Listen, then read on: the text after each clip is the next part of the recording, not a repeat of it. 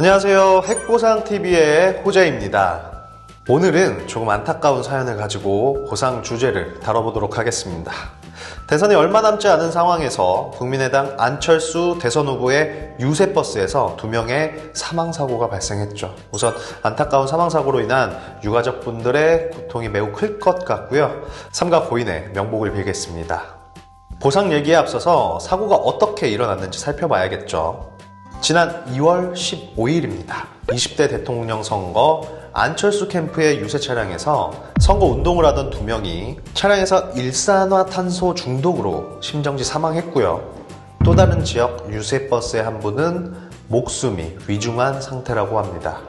유세버스에서 어떻게 일산화탄소 중독으로 사망하셨는지가 가장 큰 쟁점이었는데, 사건의 전말을 보니 선거 운동을 하기 위해 버스를 개조하여 외부 LED 홍보 전광판 모니터를 자가 발전기를 통해 작동시켰고요. 이 발전기에서 발생하는 일산화탄소가 버스 내부로 유입되어 버스기사와 당원이 일산화탄소에 중독된 것입니다.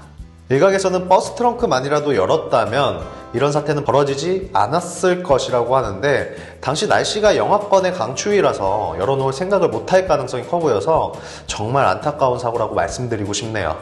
현재 경찰에서 모든 가능성을 열어두고 수사를 하고 있고, 발전기 관계자도 업무상 과실치사죄 혐의로 구속되었다고는 합니다. 네, 다시는 이런 일이 발생하지 않아야 한다는 말씀과 함께 조심스럽게 보상과 관련된 내용을 설명드리겠습니다. 먼저 이 두 분은 안 후보의 선거 유세를 위해 일을 하던 중 발생한 사고이기 때문에 업무상 재해에 속하고요. 산재보험으로 보상을 받는 데는 전혀 문제가 없어 보입니다. 다만 개조버스와 관련하여 산재보험과 별도로 자동차 보험으로 청구할 수 있는지 여부가 첫 번째 쟁점이라고 할 수 있습니다. 자동차 손해배상보장법에서는 자동차의 운행으로 인해 사람이 사망 또는 부상하거나 재물이 멸실 또는 훼손된 경우에 손해배상을 해주는 것입니다. 여기서 운행이란 자동차의 용도에 따라 그 구조상 설비되어 있는 각종 장치를 각각의 장치 목적에 따라 사용하는 것을 말하는데요. 즉, 버스라는 용법에 따라 사용했어야 하는데 아무리 유세버스라도 자동차를 개조한 부분이 문제가 되었고 외부 LED 사용으로 인한 사고가 일어났다면 자동차 보험으로 보상이 어려워질 수 있습니다. 또 한 가지, 유세운동에 쓰인 발전기의 하자가 있었다면 생산물 배상 책임 보험으로도 보상이 가능하다는 것입니다. 아직 경찰에서 공식적으로 발표한 내용이 없지만, 만약 발전기에서 발생하는 일산화탄소 양이 기준에 부합하지 않는다던가 기계에 결함이 있었다고 결정이 난다면 제조업체에서 가입한 생산물 배상 책임 보험에서 대인 한도 금액, 사고당 한도 금액 내 보상을 청구할 수 있다는 것입니다.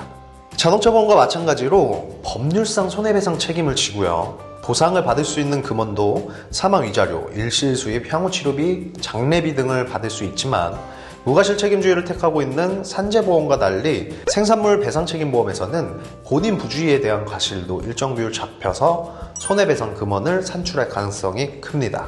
개인보험에서 사망보험금이 나가야 되는데 문제가 없을까요? 라고 생각하실 수도 있지만, 산재보험에서 명백하게 업무상 재해로 판단하고 있다면 개인이 가입한 보험의 사망보험금을 지급받을 때도 상해사망보험금이나 재해사망보험금으로 받는 데는 전혀 문제가 없습니다.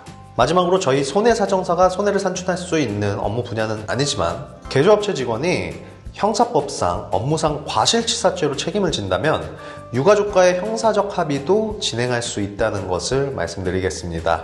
오늘 안철수 대선 후보의 유세버스 사고에 대해서 말씀드렸는데, 이런 안타까운 사례는 다시는 일어나지 않았으면 하고요. 유가족의 보상도 잘 이루어졌으면 좋겠습니다. 오늘 내용도 유익하셨다면 구독과 좋아요, 알림 설정까지 부탁드립니다. 이상 핵보상TV의 호재였습니다. 감사합니다.